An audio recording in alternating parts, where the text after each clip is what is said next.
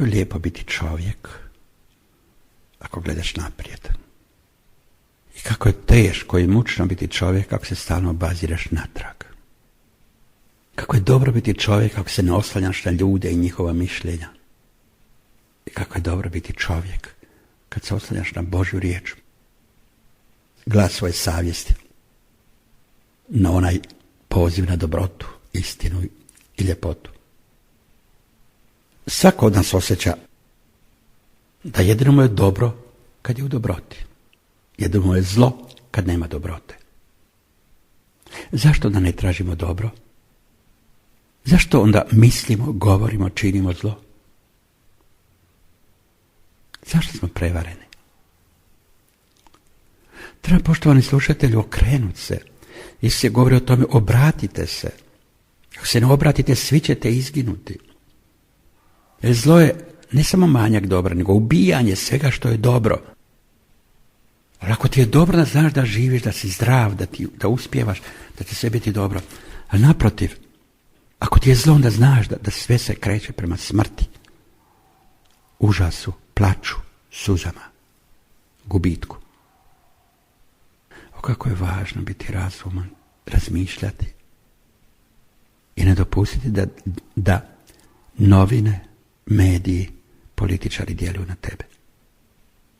Jer političari su ideolozi. Njima je samo stalo da imaju vlast nad tobom i da uzimaju tvoj novac, tvoj rad, tvoj moral i tebe samoga. I da živi na tvoj račun.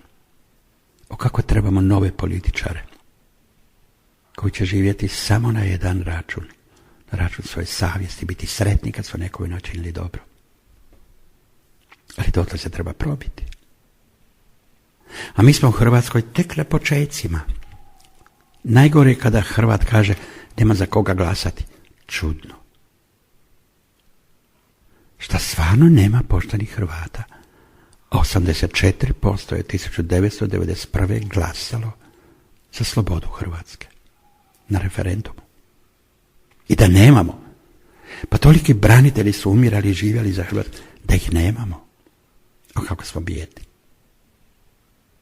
I kad se sjetimo zapravo da je samo jedna stranka radila na tome i stvorila Hrvatsku, onda tu stranku treba dalje razviti.